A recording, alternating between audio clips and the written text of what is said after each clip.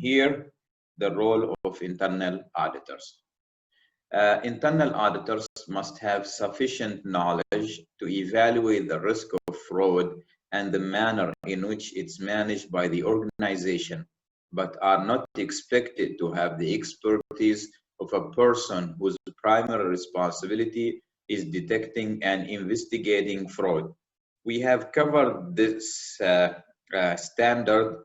This is performance standard, or this is attribute standard, and it pertains to competency standard or competency attribute, and also proficiency, which says that internal auditors must have sufficient knowledge to evaluate the risk of fraud. So the knowledge of the internal auditor must be sufficient. This leads us again, as explained in Unit 2, this was explained in Unit 2, leads us to the fact that internal auditors must have the relevant knowledge, which means that IT auditors should not be conducting finance audit. HR auditors should not be conducting IT audit. So it depends on the knowledge. So you only audit what you are knowledgeable and expert in and skillful in. So you must have sufficient knowledge to evaluate the risk of fraud. So it's about evaluation and assessment, and risk of fraud should always be present in the internal audit engagement. Auditors must not, not ignore the fact that fraud might be there. Doesn't matter how controls are strong. Doesn't matter, how trustful and credible are the people working in that department or in that project or in the organization, but the risk of fraud must be assessed. Auditors must always have what's called professional skepticism, which means that you don't accuse somebody of conducting fraud, but you also don't take it in grant that fraud cannot happen in this area. So evaluate the risk of fraud and the manner in which it's managed by the organization, but are not expected to have the expertise of a person whose primary responsibility is detecting and investigating fraud, which means that the internal auditors are not expected to have the responsibility or the expertise of an investigator, of fraud investigator. Why? Because as what we will see in the next slides, investigation of fraud requires different kind of skills, not only audit skills, but requires more than that, which we will cover inshallah in the coming slides. And accordingly, again, you need to have sufficient knowledge to evaluate the risk of fraud, but you're not expected that you will have the same experience or the same knowledge or skills of a fraud investigator or a fraud inspector, because that's another science that requires some kind of skills, and which are not the skills which are not necessarily to be the skills of internal auditors. Internal auditors should evaluate the indicators. I'm in point 2. Internal auditors should evaluate the indicators of fraud and decide whether any further action is necessary or whether an investigation should be recommended. So internal auditors should evaluate the indicators of fraud. Again, evaluate the risk of fraud and indicators, red flags. You remember in the previous slide, when we talked about the list of red flags, these red flags should be evaluated. So let's say, for example, there is somebody who has been in his role, there's an employee who has been in his role for 20 years. He is rejecting any promotion. He does not go for leave. So that is an indicator of fraud. An indicator of fraud. and that needs to be evaluated further and decide whether any further action is necessary or whether an investigation should be recommended, which means that, and this is very important point, once the auditor evaluate the indication of fraud or the indicator of fraud, and there are good evidence, that this indicator or these red flags are strong evidence of fraud. So I mean, it's not just an indication, but it's leading to some facts. So there are good evidence.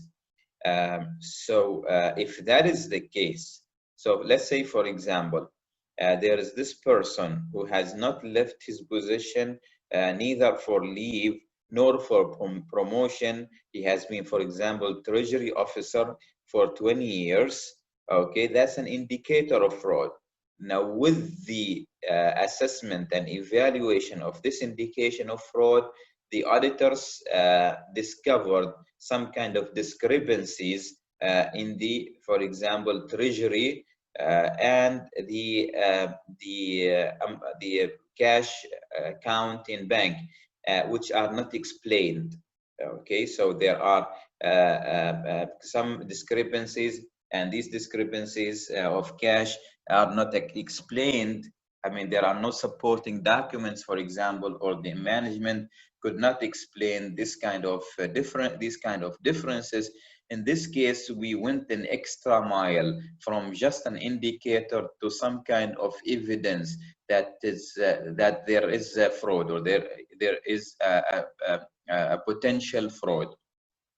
If that's the case, if I have collected enough evidence to give me some comfort that there might be fraud, I give, in this case, the auditor, as per the third point, internal auditors should recommend an investigation. And in this case, as we will see in the coming slides, the internal auditor will, I mean, the internal audit mission or engagement. So the internal auditor is now in an internal audit engagement. He discovered this indication of fraud, and he discovered good evidence that yes, this might be a fraud. Now, should he proceed and do the investigation himself? No, he should not. He has to recommend it. So he has to send to his chief audit executive, or to discuss with his chief audit executive, or to his senior management that there is an indication of fraud and there are evidence, and I recommend an investigation. But he is not the person who is going to do the investigation. He will only recommend it. Once the approval of an investigation comes either from the chief audit executive or the audit committee, depending from one organization to another, then the role of the internal auditor in this investigation committee will depend, as we will see. Okay, any questions so far? If not, let's flip to the next page. Yes, there are some questions. No, it says no. Okay, no question. I thought that's a question in the chat box, but no. So let's go to the next subject, or to the next slide. This is a continue to the previous slide. The role of internal auditors, the responsibility of the internal audit activity for investigations should be defined in its charter, and in fraud policies and procedures. What is the role of internal auditors if fraud is discovered, or if there is an indication of fraud? The role of internal auditor has to be stipulated in the charter. It has to be said in the charter. And if there is fraud management policy also, fraud policy, it has also, the role of internal auditor has also to be mentioned in the fraud management policy. So in the charter, the internal audit charter, and if the organization has fraud management policy and procedure, the role of internal auditors should also be stipulated and should be clear. Okay, in the policy. The role of internal auditor can be of three kinds, as in point 2. For example, internal auditing may be primarily responsible, which means that in these organizations, the internal auditor will lead the investigation team. Usually, and when a fraud is discovered, or when an indication of fraud and the evidence of fraud have been discovered, the next step is to form a committee, an investigation committee. The internal auditor might have the primary responsibility in the committee. He should be leading the committee. That's in some organizations. In some organizations, the internal auditor either as a chairman of the committee, for example, or, for example, the internal audit department completely. So because the committee usually can be the internal audit, the composite of the internal audit of the investigation committee can be, for example, internal audit, legal, somebody from HR, somebody, some from different backgrounds, depending on what is important for this committee to have in terms of skills and experience.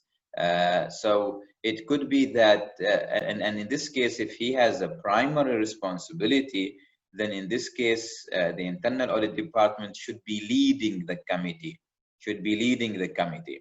okay? The fraud, somebody asked me, is the fraud policy like anti-money laundering policy? Not necessarily. Anti-money laundering is not always the same like in fraud management policy. Fraud management is more than money laundering. Money laundering is only one example of fraud.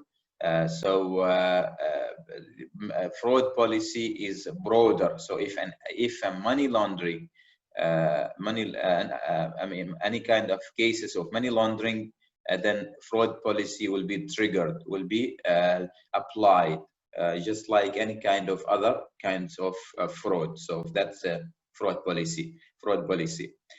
Now, if for people who are interested to know more about anti-money laundering policies, I think there are some laws and regulations in the country that regulate the anti-money laundering in organizations such as the Central Bank of Oman, such as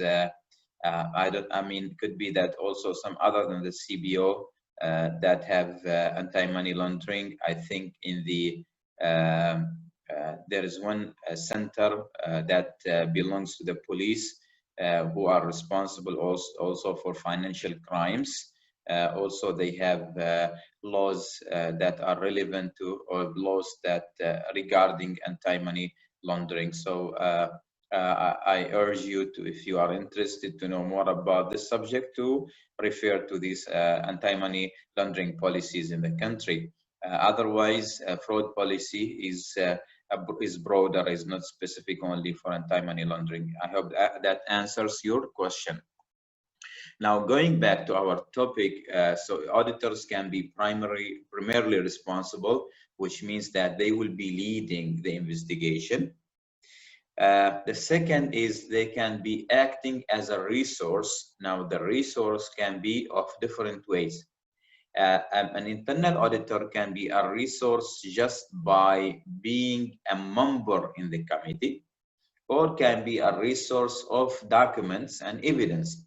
So he is not part of the committee, but if the committee requested information of evidence, for example, he collected during the audit, such as the analysis he did, which led to discovery of fraud. Okay, he might be that much resource only. or he can be, as I said, only a committee member. So depends on, but he will not be the primary responsible, but rather he is only an available resource. Could be that also because of his experience in IT, if fraud is relating to IT, or HR if fraud is relating to HR, and so on. Okay. The third point is that some organizations stipulate in their charter or in their fraud policies that internal auditor avoid involvement because it's responsible, and an audit department is responsible for assessing investigations or lacks resources. Okay, which means what? Which means in this case, the internal audit department will not be primary responsible, will not act as a resource, but their role come later, which is to assess the investigation itself, to assess and evaluate the investigation or the investigation committee if it's an investigation committee. Okay, so his role comes later. He will assess the how did the committee work? Was was the committee did the committee do their job in due diligence? Okay, were there any kind of bias against something? Did the committee collected evidence? The committee met, and what actions the committee took? Did the committee have sufficient resources of relevant expert experience? Okay, so all of these. So in conclusion, in the third point, the internal auditor will audit the investigation committee, will audit the investigation process later on after it finishes. Okay, so that is for the roles of internal auditors. Later on, we will get a more in-depth of what are the attributes and skills required by the one who will be conducting investigation. We will take break.